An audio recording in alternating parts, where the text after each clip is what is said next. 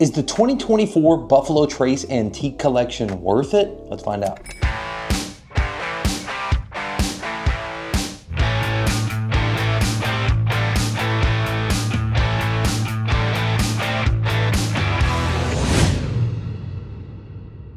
How's it going, everyone? Welcome back to Whiskey Here. Today we are trying some of the rarest bourbon in the world, the 2024 Buffalo Trace Antique Collection.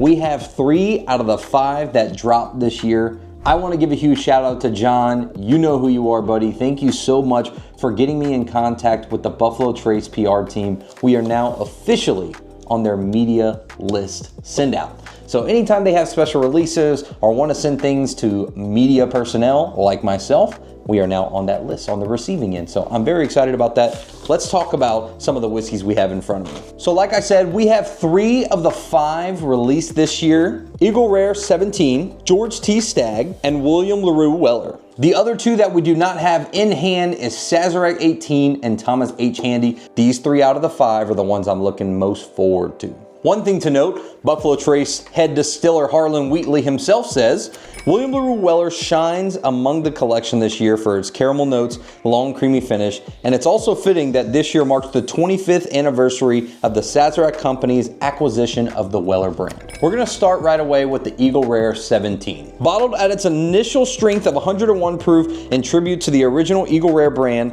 launched in 1975, this year's Eagle Rare 17 was distilled in the spring of 2007. That's wild. 17-year and 4-month-old whiskey. Wow, man, oh man. The best nose on a whiskey I've ever smelt in my life. Now, I have tasted an Eagle Rare 17 in the past. It was not this year's release, and I was a little underwhelmed, but this smells amazing. Let me give you some notes. Right away, it smells like a lot of oak, a good bit of leather. It smells like you put a drop of vanilla extract in my glass though. There's so much vanilla and caramel on this. It smells like it's gonna taste like it's gonna last all day. Let's go for the taste, cheers. Whoa. Wow, it's oaky. It is very oaky.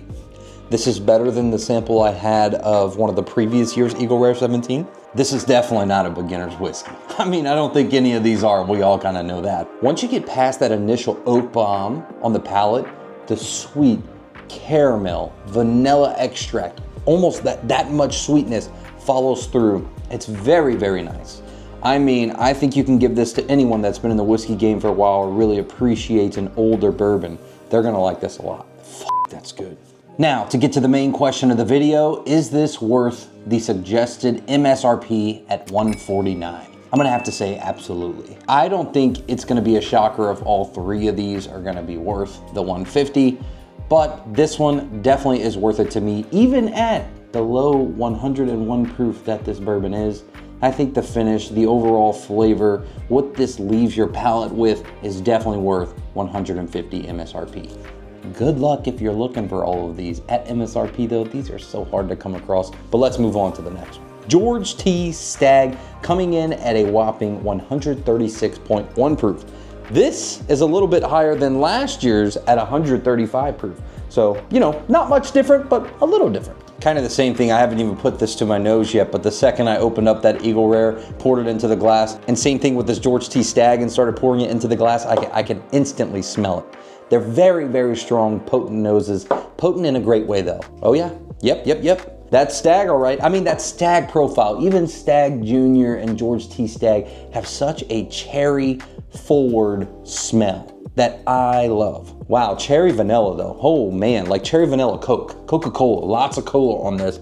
It's strong, but not as strong as I remember last year's. Last year's bottle, I have literally a pour left. I sip this a lot throughout the year, shared it with a lot of friends, so I'm very familiar with that nose. This smells a little easier on the nose than that one, 100%. It smells a little lighter, which could be a good thing. You know, I did think last year's release was really hot. 135 proof, and it sipped all of 135 proof. It's going for the taste. George T. Stagg, I'm super excited. Ooh, it's hot. It's hot. It's good, okay? I didn't think I was gonna say this, but I do think I prefer the Eagle Rare 17 just right off rip. Now, we're going from 101 proof to 136.1 proof. So let's go back for a second taste just to make sure. I wanna give you guys some tasting notes as well with this one.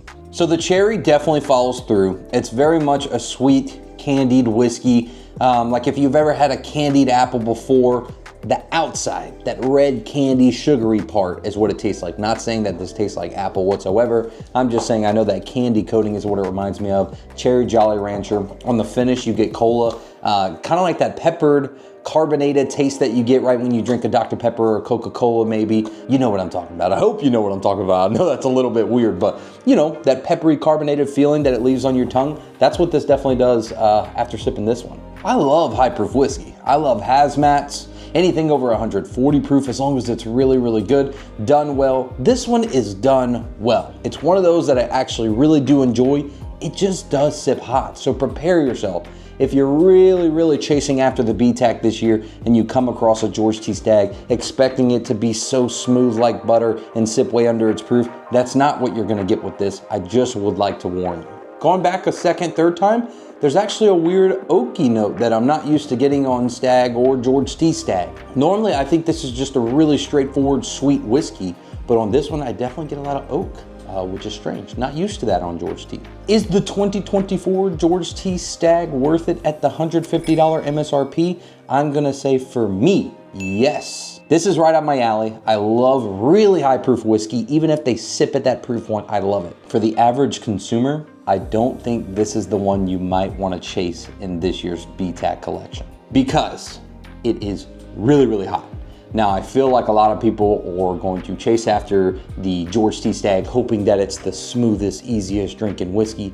That's not what you get here. This is really, really bold, and it has actually a strange note of oak that I'm not used to from the Stagg lineup, but I actually really enjoyed it. So for me, like I said, yes, I'd pay $150, but I would not pay no more than $150. I'm not paying anything close to secondary. I wouldn't even spend $50 more at $200 for this bottle. I really wouldn't. So 2024 George T. Stagg or Eagle Rare. So far in the lineup, I'm going with Eagle Rare. Big shocker. Last but not least, the one I am anticipating the most is William Larue Weller. Man, I tell people all the time when they ask me, what is the best whiskey you've ever tasted? And I always go back to William Larue Weller. I was able to have a pour of this with a great friend of mine at a restaurant called White Chocolate in the Denver area. I believe it was around $60 a pour. We bought one pour of it and we shared it. Him and I together just kind of sat with it and enjoyed it. And I told him, this is the best whiskey I've ever tasted in my life. I've only ever had one pour of a William Larue Weller. It was not this year's release. I don't even think it was last year's release, but maybe 1 or 2 years before. It was fantastic. If you ask me how to perfect a whiskey or what does the perfect whiskey taste like, that's what I describe it as. That William Larue Weller that we had.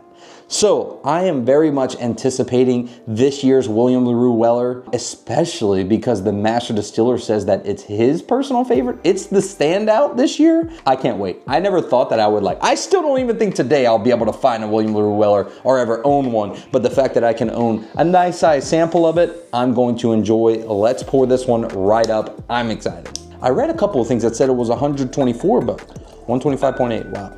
Immediate candy. Whoa. That's what's really cool about all three of these. They have some amazing noses on them. I mean, the second that you pour it, you can just, it wafts you in the face.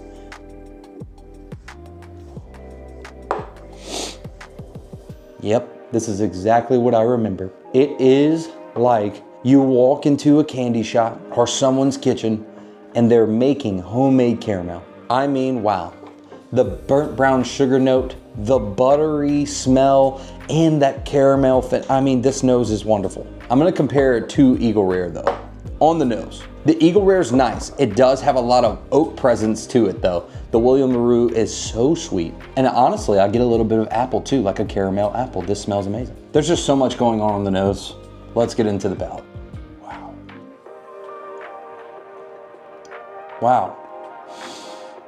That's wild. This is a 120, wow, it's still going. This is a 125 proof whiskey that sips at probably 105 to 110 with an insane mouthfeel. I mean, this is like oily. It's thick. It coats my entire mouth. And if, you know, it feels like you bit into something instead of sipped on something. Let's, you know, very, very good. If you're familiar with the Weller lineup, you can tell that this is definitely a wheated product. It's so sweet. The finish on it is like a sour candy almost. It's delicious. Like a Sour Patch Kid, maybe the red one, you know, lots of good fruity notes on this. Some cinnamon in there as well. It smells like Christmas Day. That makes no sense, but it does. It's potent in a great way. I know I said that earlier about one of them, but it's a potent flavor that sticks with you. I love Weller Foolproof, Weller 107. Those two right there are like some of my favorite whiskeys. Everyday sippers, if I could, I would. Like, that is just perfection.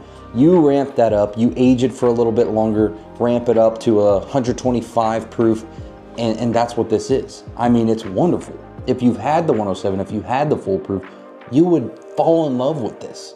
And if I had all the money in the world, this is probably all I would drink because that's what I can afford. So one thing to note, I'm reading here on the paper that the barrel entry proof was 114, uncut, unfiltered, and it's bottled at 125.8. Wow.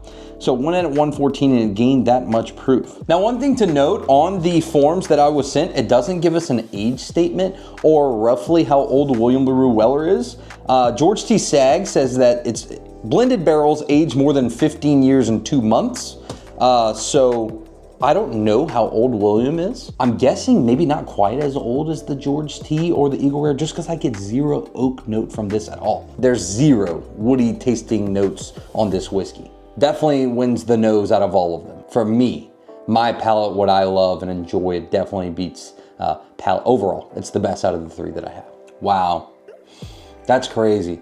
I think, you know, this is one of those where you can give the William Larue to me, the Weller Foolproof, the 107, the Maker's Mark Cellar Age, all the good wheated bourbons I love. If you gave it to me in a blind, I think that this would win every single time because of that oily mouthfeel, the very long-lasting finish, and that you could immediately tell what this is off of the nose. It's amazing. Doesn't sip it as proof, doesn't even smell that hot. This is fantastic. So is this William Larue Weller 2024 worth $150 MSRP?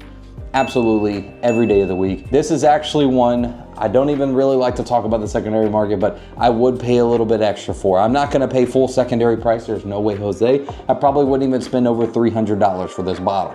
But, you know, if I'm walking into a store and they might, you know, they have it around 300 or less, it'd be hard for me not to pull the trigger. This is one of those that I can at least justify spending that kind of money on. I know we were just talking about, it's hard to find any bottle that's worth like over $150, even $100. This is some of the best whiskey I've ever had in my life. Probably the best whiskey I've ever had in my life. I'd have to have it side by side with the other William Larue Weller that I tried. It's just that good. All right, guys, thank you so much for watching this review video. I hope you enjoyed. I cannot wait to go enjoy the rest of these samples, and we still have a little bit left in our pours. Thank you to Buffalo Trace for sending over these samples. I am forever grateful. Anytime you want to send stuff my way, you know, I'll never say no. Thank you to John for getting me in contact with the Buffalo Trace team. He's a great Patreon supporter. We have a lot of great members just like him in this amazing group that we've been building. If you want to check out the Patreon below, go ahead and check it out. I appreciate every single one of you for always watching the videos. Leave a like, leave a comment, let me know, are you chasing after any of the antique collection this year? Thanks so much for watching today's video. We'll see you in the next one.